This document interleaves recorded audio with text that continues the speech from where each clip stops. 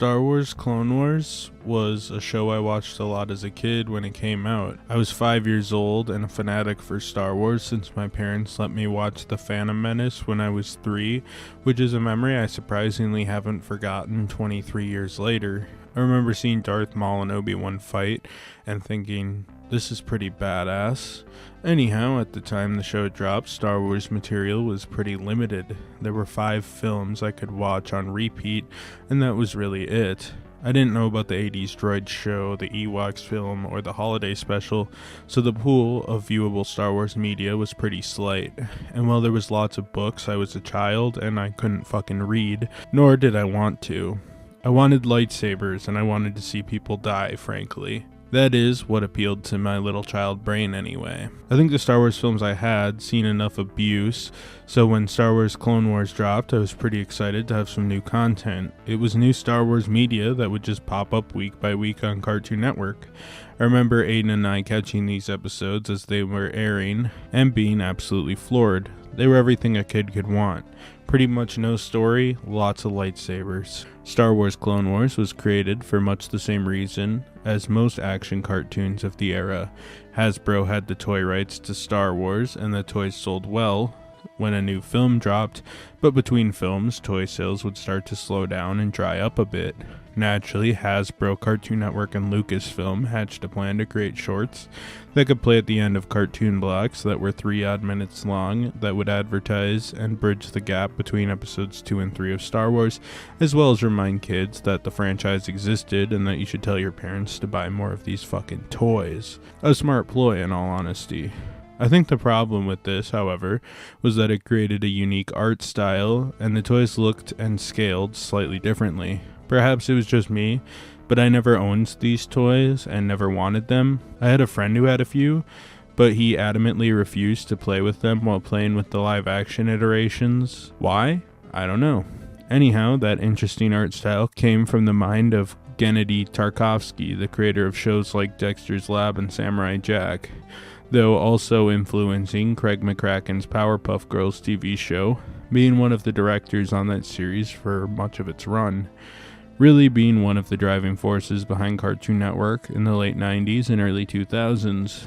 This would lead to the series being created and showing the early years of the Clone Wars, starting with 23-minute mini segments before being approved for a technically 3rd season, which would be 5 15-minute segments, though due to a few factors, including timeline placement, this video will explore the original 3-minute run, and then we'll talk about the 15-minute episodes next time. The first run of episodes takes place in 21 BBY, shortly after the events of Geonosis and the beginning of the Clone Wars, with Jedi spread across the galaxy on various missions in order to beat the Separatist threat. The main plot of the show pertains to Anakin and Obi-Wan invading the planet of Munilist, as Separatists have a stronghold there, since it's home to the International Banking Clan, one of the pillars of the Separatist movement. Anakin taking on air assault and Obi-Wan leading the ground fleet. Eventually, Dirge arrives to take on Obi-Wan on the ground,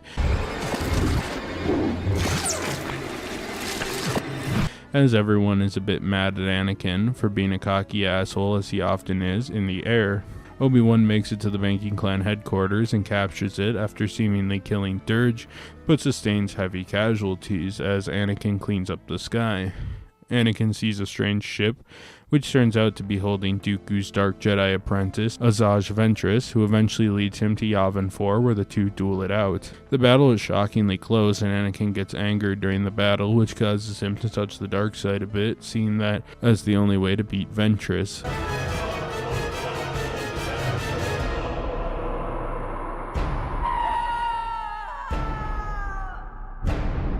Seemingly killing the Dark Padawan in the process. Some other side stories are here, including Kit Fisto fighting in a battle to liberate the Mon Calamari, a glimpse at Asajj Ventress's Sith training with Count Dooku, testing her against some formidable foes in a Colosseum battle, Mace Windu fighting legions of droids on Dantooine, Luminara and Barriss Offee on Ilum, creating a lightsaber when they're attacked by probing chameleon droids while Padme and Yoda head off to save them.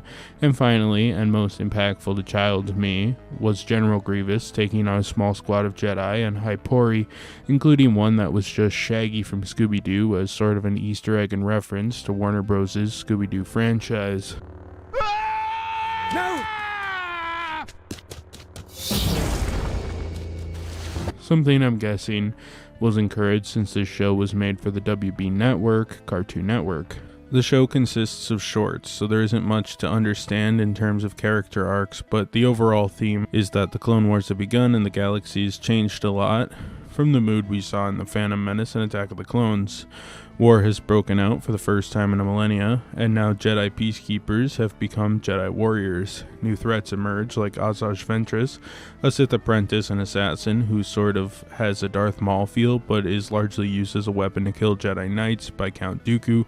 Much the same, you have Dirge, an ancient 2,000-year-old monster that is allied with the Separatists and also sent off on Obi-Wan to cause him and his clones many issues. Finally, you have Grievous, the only one here who's actually in a film proper, who is a four-armed Jedi killing machine that as a kid I thought was badass. Remember, as I said, I was 5 years old. I was all for killing with laser swords. Anakin and Obi-Wan keep their personalities from the film largely. Anakin is a cocky asshole and flies by his own rules, something he's allowed to do almost entirely because he's that man, you know? He's the chosen one. Obi-Wan, on the other hand, is there to chaperone and make sure he doesn't get himself killed, to Obi-Wan's dismay. The story also expanded on some other characters from the prequel era that we may not have known were pretty cool otherwise. Kit Fisto's episode, where he liberates the Mon Calamari, being a highlight that I would like to point out. I thought Kit Fisto was weird looking as a kid, and thought correctly that costume in Attack of the Clones looks like shit, and the Revenge of the Sith iteration isn't much better. I also thought he was a girl though, since he had long tentacles on his head that simulated long hair, and for some reason I assumed anyone with long hair was a woman, because I was a 5-year-old. Regardless, Mace Windu also proves to be wildly overpowered, but I love it. That Dantooine part of the show is awesome and proves Mace Windu's place in the series. The tone of this show is action and ambiance. It will occasionally get a bit dark, like when Grievous is murdering people in the final episode, or goofy when Padme and C-3PO are on Ilum. But the main goal of the show is to just keep the action moving. It's designed to entertain you and just be fast bursts of adrenaline-filled action from across the battlefields of the Clone Wars. Not much else, so it's hard to pin a tone on something that really lacks much more than cool imagery. It's not trying to be a deep character exploration, and given its format, likely couldn't do anything too deep with much success, so I can't blame the show for going this route.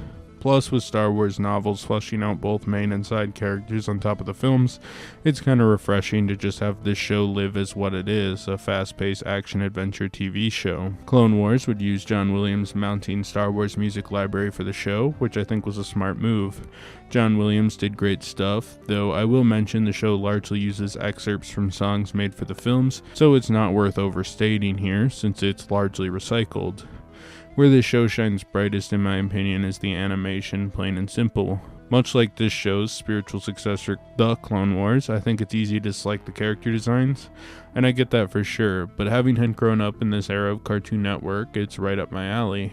I think everyone adapts well and it's clear who's who, without Tarkovsky feeling the need to trace Hayden Christensen's face onto Anakin or something. It's stylized, but clear who's who. The backgrounds are incredible and the coloring techniques are very beautiful, planet to planet. The Mun homeworld looks totally different than Yavin 4, and clearly the team took lighting into heavy account with the show, given the really amazing Asajj Ventress fight we get near the end of the show. Top that off with some well-executed fight scenes and battles, and you have a brilliantly executed animated TV show interpretation of Star Wars several years before the animation side of Star Wars became a truly viable thing that it became later on in the franchise's history. Overall, this is still one of my favorite pieces of Star Wars media and is sort of the tried and true Star Wars mix of nostalgia and quality that makes it a joy to watch, with the part we talked about in this video, Volume 1, only being an hour long. The animation is great, seeing more fun action of Star Wars is fun, and overall it's just a brilliant little show. Following the success of the first season of Clone Wars, the second season would be greenlit, with Tarkovsky insisting they would be 5 15-minute episodes rather than 23-minute episodes. That half of the series is moving to the opposite side of the Clone Wars timeline, chronicling the final days of the Clone Wars before Revenge of the Sith.